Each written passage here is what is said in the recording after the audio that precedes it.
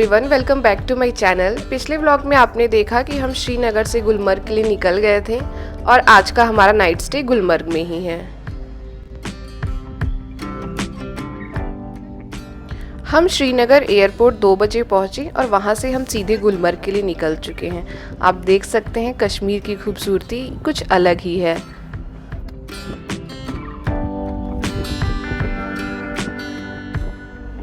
खूबसूरती की तो बहुत सारी बातें करते रहेंगे, लेकिन उसके पहले पेट पूजा बहुत ज़रूरी है। सबको बहुत ज़ोरों की भूख लगी थी, तो हमने ड्राइवर भैया को बोला कि हमें कहीं लंच करवा दीजिए। तो उन्होंने ये बहुत अच्छा रेस्टोरेंट था द पायम, वहाँ पे रोका।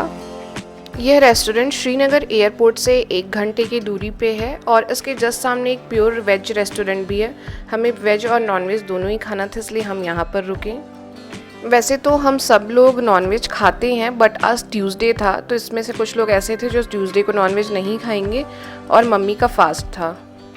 मम्मी के फास्ट होने के कारण मम्मी काफ़ी लो फील कर रही थी, तो वही मैं उनको समझा रही थी कि जब कहीं ट्रैवल करते हैं तो फास्ट वगैरह थोड़ा बहुत स्किप कर सकते हैं। चीटिंग तो हर चीज़ में अलाउड होती है यार, थोड़ी बहुत, बट वो किसी की सुनती नहीं है और स्पेशली ये सब के मैटर में तो बिल्कुल नहीं सुनती हैं। वो अपने पूजा पाठ को लेके बहुत स्ट्रिक्ट रूल्स में रहती हैं। और अगस्त्या बढ़िया अपना एंजॉय करने में लगा हुआ है। मैं काफ़ी डर रही थी, मतलब यहाँ आने से पहले, कि वो कैसे एडजस्ट करेगा। बहुत ठंड तो नहीं होगी, बट मैं आपको एक चीज़ बताऊँ, यहाँ पे ठंड है, लेकिन क्या होता है अब जैसे जैसे हायर एल्टीट्यूड पे जाओगे ना, तो सन की इंटेंसिटी बहुत बढ़ जाती है, तो टेम्परेचर दिन में मेरे को लगता है काफ़ी नॉर्मल हो जाता है। अभी हमको बहुत ज़्यादा ठंड नहीं लग रही है। हमने वेज में मंगाया है राजमा चावल और नॉनवेज में मंगाया है मटन रोगन जोश और सीख कबाब। अगर आप नॉनवेज खाने के शौकीन हैं और कश्मीर आएँ तो ये सब ज़रूर ट्राई कीजिएगा। यहाँ थोड़े अलग ही टेस्ट के मिलते हैं और काफ़ी अच्छे लगते हैं। और ये आ गया है रोगन जोश और ये है कश्मीरी पुलाव। ये देखने में कितना अच्छा कलरफुल दिख रहा है। तो चलिए बस हम फटाफट से लंच करेंगे, क्योंकि ज़्यादा टाइम वेस्ट नहीं करना है हमको, ताकि हम गुलमर्ग टाइम से पहुंच सकें। यहाँ से 1 घंटे का और ड्राइव है गुलमर्ग। तो गाइस हमने लंच कर लिया है, अब 4 लगभग बज चुके हैं। तो गुलमर्ग में जाके कुछ ज़्यादा एक्टिविटी तो कर नहीं पाएंगे, कुछ भी नहीं कर पाएंगे, बस होटल में जाके स्टे करेंगे। और अभी बस गर्मा गर्म चाय का वेट कर रहे हैं, चाय आ जाए फिर पी के निकलेंगे।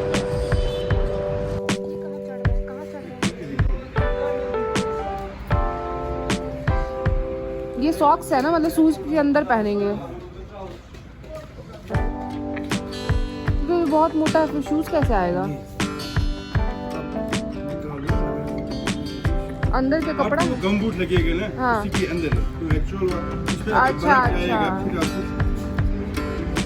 वो बूट्स के अंदर लगाएंगे।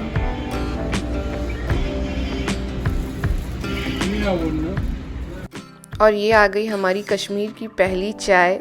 और यहाँ का ना ऑथेंटिक ड्रिंक होता है कहवा। आप यहाँ आइएगा तो ज़रूर ट्राई कीजिएगा, वो भी काफ़ी अच्छा लगता है। बट हमारे लिए चाय का रिप्लेसमेंट तो कुछ भी नहीं हो सकता, और वो भी लंच करने के बाद, मतलब कुछ भी खाने के बाद चाय पीना मेरे को बहुत अच्छा लगता है। सो अब हम सब अच्छे से धूप में बैठ के चाय एंजॉय कर रहे हैं। अब इसके बाद हमको गुलमर्ग पहुंचने से पहले रास्ते से ही बूट्स वगैरह लेने हैं, क्योंकि ऊपर अगर आप पहाड़ियों पे गुलमर्ग चले जाओगे तो आपको शॉप्स नहीं मिलेंगे। तो यहाँ पे लास्ट आपको टनमर्ग मिलता है, वहाँ पे से आपको सब कुछ लेना है।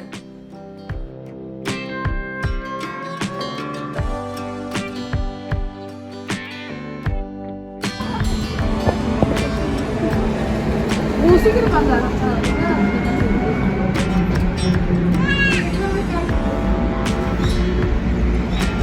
पास जाता है यार, बिल्कुल नहीं डरता। उसको बोल के मेरे पापा मीठा कम ही बना। ओए कश्मीरी टोपी कहाँ गई? आप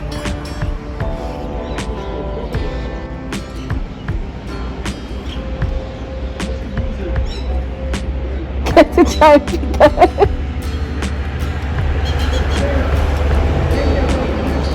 आगे बता नहीं सकती जो तैसे तू पीता है। ऊपर जो छोटे छोटे घर दिखेंगे अभी जाएंगे तो सब वही है। जब मैं उसको भेड़ चराने ले जाती हूँ, नीचे आ जाते हैं। कश्मीर की खूबसूरती हर मौसम में बहुत अलग होती है। हम यहाँ गर्मी में आ चुके हैं पहले, जब बहुत ग्रीनरी मिल रही थी और अभी सारे पेड़ के पत्ते झड़ चुके हैं। और जब हम गर्मी में आए थे तो ये सब काफ़ी हरे भरे थे। और हम यहाँ लास्ट 2018 में अपने हनीमून पे आए थे और सेम यही पैकेज था हमारा, श्रीनगर, गुलमर्ग, सोनमर्ग और पहलगाम। और हम उस समय जून में आए थे, तो जब हम जून में आए थे तब से हमारा बहुत मन था कि हम एक बार प्रॉपर ठंड में आएंगे। और कश्मीर इतना ज़्यादा हमको पसंद आता है कि हम नेक्स्ट टाइम भी ज़रूर जाएंगे। और तब मेरी कोशिश ये रहेगी कि जब जाएं जब प्रॉपर स्नोफॉल होता रहे, मगर स्नोफॉल में ना ये सब एरिया बहुत डेंजरस हो जाते हैं, तो यही सोच के थोड़ा सा डर लगता है। बट मैं एक बार कोशिश ज़रूर करूँगी। हम सब रात से ट्रैवल करने के कारण बहुत ज़्यादा थके हुए थे, इसलिए हमने यहाँ पे आराम से रेस्ट किया, लंच किया, चाय पिए। और अब 4:45 हो चुके हैं और ड्राइवर भैया का एक अलार्म भी बज चुका है कि अब चलो यहाँ से, नहीं तो काफ़ी देर हो जाएगी गुलमर्ग पहुँचने में। तो बस अब हम यहाँ से निकलने वाले हैं। और जैसे ही आप श्रीनगर एयरपोर्ट से 1 घंटे की ड्राइव कर लोगे, आपको यहीं से बर्फ़ दिखने लगेगा, खूबसूरत नज़ारे दिखने लगेंगे। और जैसे जैसे ऊपर की तरफ आप बढ़ेंगे, बर्फ़ भी बढ़ेंगे और खूबसूरत नज़ारे भी बढ़ेंगे। मुझे पर्सनली ऐसा लगता है कि आप एक इंसान को एज इट इज़ कैमरे में कैप्चर कर सकते हो, मगर ये जो नेचुरल ब्यूटी है ना, इसको आप कैमरे में कैप्चर नहीं कर सकते। वहाँ की जो खूबसूरती है उसको कैमरा जस्टिफाई ही नहीं करता है। ये जो मैं आँखों से देख पा रही थी और जो वीडियो में है वो सिर्फ 50% है उसका। कश्मीर की सबसे ख़ास बात मुझे यही लगती है कि ये हर मौसम में अलग तरीके का सुंदर है। अभी जब आप ये वीडियो देख रहे होंगे तो ये ठंड का है और इस समय आपको लगभग सारे पेड़ सूखे हुए नज़र आएंगे, क्योंकि वो अपने लीव्स शेड कर देते हैं विंटर से प्रोटेक्ट करने के लिए अपने आप को। और जब आप गर्मी के समय जाएंगे तो ये बिल्कुल ही कलरफुल दिखते हैं, ऑरेंज लीव्स दिखेंगी, ग्रीन लीव्स दिखेंगी, बहुत ही हरियाली होती है।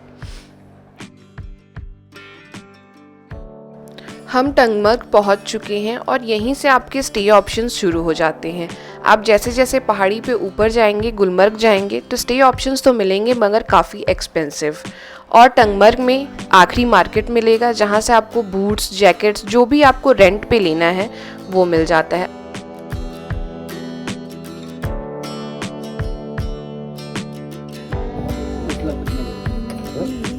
मम्मी तुम ये रहे हुई ये वाली हाँ, तुम तो हो ना खुद स्मार्ट। तो भाई मैं प्रोएक्टिवली अपना कर लिया था।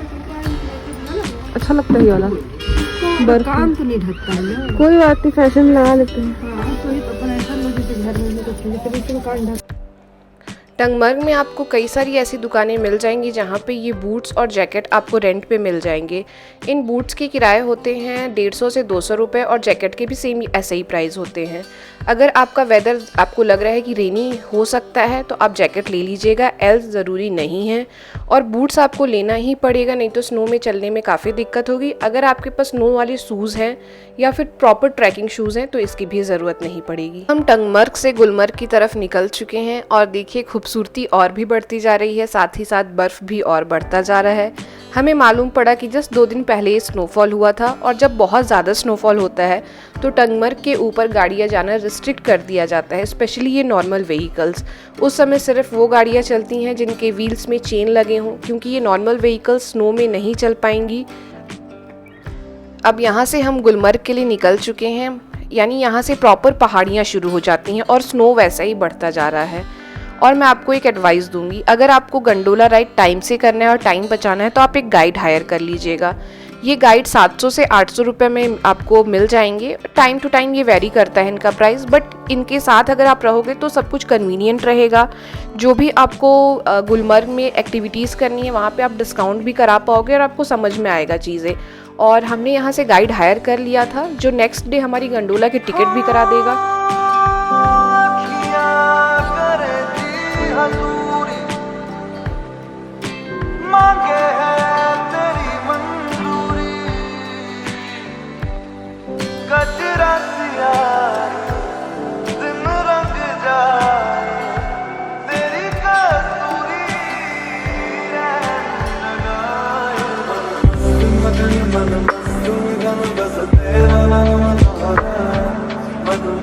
मगन मन मस्त मगन बस तेरा नाम तू चाहे भी तो भूल न पाए मन मस्त मगन बस तेरा नाम मन मस्त मगन तेरा नाम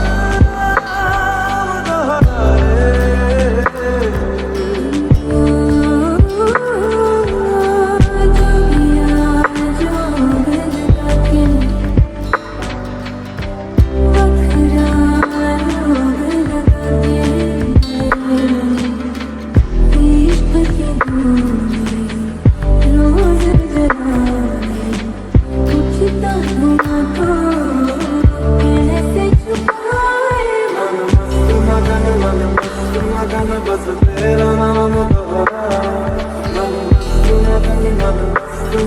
बस तेरा नाम चाहे भी तो भूल न पाए मन बस तेरा नाम मन तेरा नाम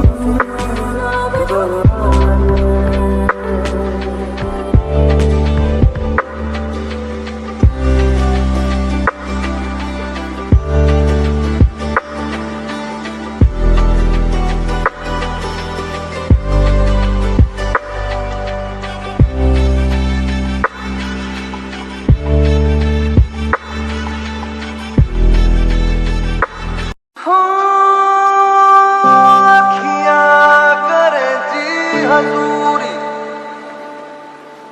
मांगे है तेरी मंजूरी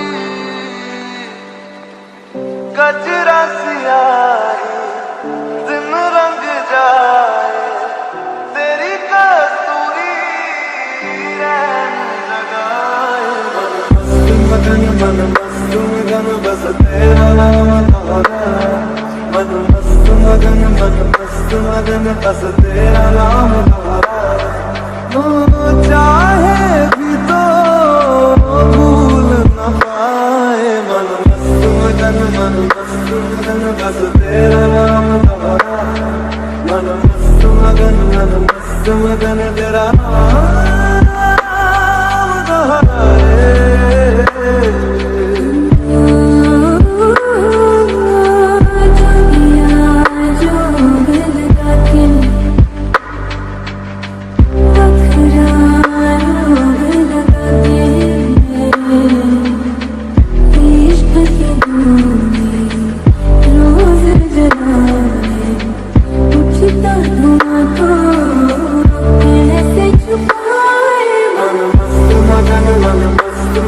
बस तेरा नाम मन मस्त मगन बस तेरा नाम चाहे भी तो भूल न पाए मन मस्त मगन बस तेरा नाम मन मस्त मगन तेरा नाम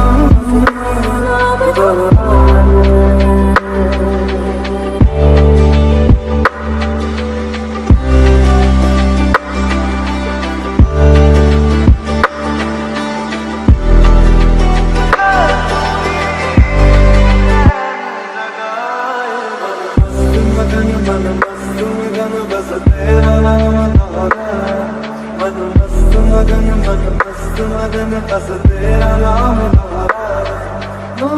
चाहे भी तो भूल न पाए मन मस्त मगन बस तेरा नाम मन मस्त मगन तेरा नाम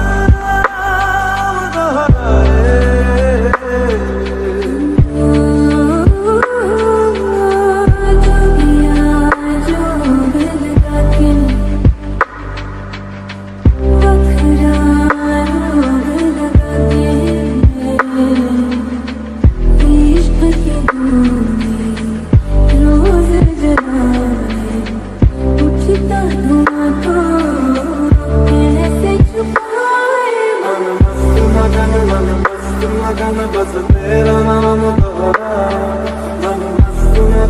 मन मस्त मगन बस तेरा नाम दोहराए चाहे भी तो भूल न पाए मन मस्त मगन बस तेरा नाम दोहराए मन मस्त मगन तेरा नाम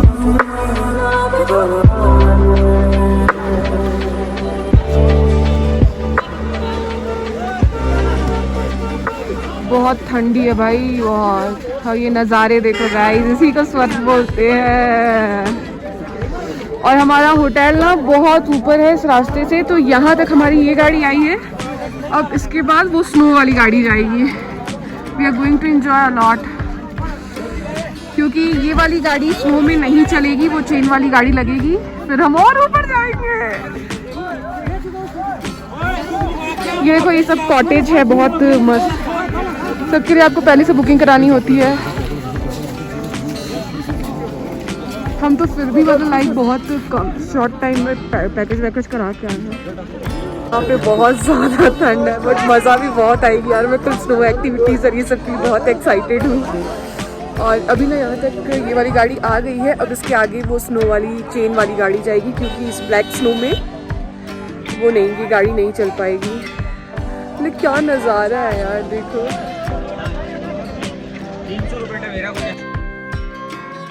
चीकू आ रही है रास्ते में। आओ मम्मी।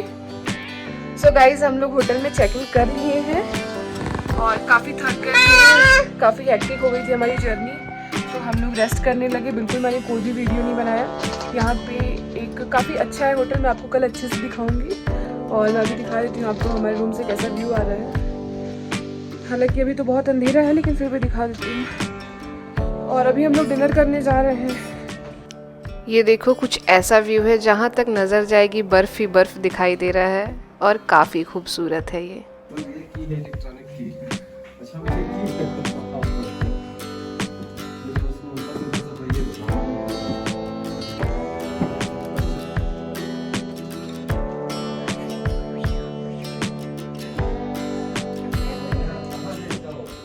मैं यहाँ पे आपके साथ एक छोटा सा इंसिडेंट शेयर करूँगी। हमारे पैकेज के अकॉर्डिंग हमारा दूसरा होटल बुक था। उस होटल का नाम है जहांगीर कॉन्टिनेंटल। बट हमें वहाँ पे चेक इन करने में थोड़ा देर हो गया, तो उन्होंने हमारे कमरे किसी और को अलॉट कर दिए। मे बी वो शायद हमसे ज़्यादा प्राइस पे कर रहे हो, क्योंकि ऑन द स्पॉट अलॉटमेंट हुई होगी। ओके, यहाँ तक तो सब कुछ ठीक था। उसके बाद भी वो ये चीज़ एक्सेप्ट नहीं की कि हमने आपका रूम किसी और को दे दिया है। प्रॉपर हमारे पास बुकिंग आईडीज़, वाउचर, पेमेंट की स्लिप, हर चीज़ है, लेकिन वो लोग इतनी कहानियाँ बनाए कि वो लोग कहें कि ये कहीं और से बुकिंग हुई है, ये जिससे आपकी बातें होती हैं वो हमारा बंदा नहीं है। बट हमारे जहाँ से हमने पूरा पैकेज बुक कराया था, वो ट्रैवल एजेंसी इतनी अच्छी थी कि उन्होंने हमें तुरंत ही दूसरा होटल बुक करके दिया। जबकि मैं मानती हूँ कि इस टाइम पे, जिस टाइम पे हम गुलमर्ग में थे, उस समय होटल बुक करना, दूसरा होटल बुक करना बहुत बड़ी बात थी। तो जब पीक टाइम चलता है किसी भी टूरिज़्म वाली जगह का ना, तो ये सब चीज़ें हो जाती हैं, होती रहती हैं। तो आप ये सब को लेके काफ़ी केयरफुल रहना। तो हम सब यहाँ बैठ के यही डिस्कस कर रहे थे कि बस अब आगे ऐसा कुछ ना हो। बट हमारा ट्रैवल एजेंसी अच्छा था, तो उसने सब कुछ हैंडल कर लिया, हमें तुरंत दूसरा होटल दिलवा दिया। नहीं तो ये बहुत बड़ी प्रॉब्लम हो जाती। अब बस एक ही चीज़ बोल सकते हैं, अंत भला तो सब भला। ऐसे बड़ी ट्रिप में छोटी छोटी ट्रेजेडीज़ तो होती रहती हैं और आगे भी होती रहेंगी। और अभी हमारा डिनर काफ़ी अच्छा है। नूडल्स और ये वाइट सॉस पास्ता खा रहे हैं हम। सब अलग अलग खा रहे हैं, ये मैं खा रही हूँ और साथ ही साथ अगस्त्या भी यही खा रहे हैं। और मम्मी का एज़ यूजुअल फास्ट वाला कुछ चल रहा है। मतलब ट्यूसडे है ना, तो मीठा खा लेती हैं रात को, तो वही खा रही हैं। तो चलिए इस व्लॉग को यहीं पे एंड करते हैं। अगर आपको ये व्लॉग अच्छा लगा होगा तो लाइक और शेयर कीजिएगा। और साथ ही साथ अगर आपने अभी तक मेरे चैनल को सब्सक्राइब नहीं किया है तो प्लीज़ सब्सक्राइब कर दीजिए। और एक कश्मीर की पहले भी एपिसोड डल चुकी है, तो वो भी ज़रूर जाके देख लीजिए। Okay, bye bye.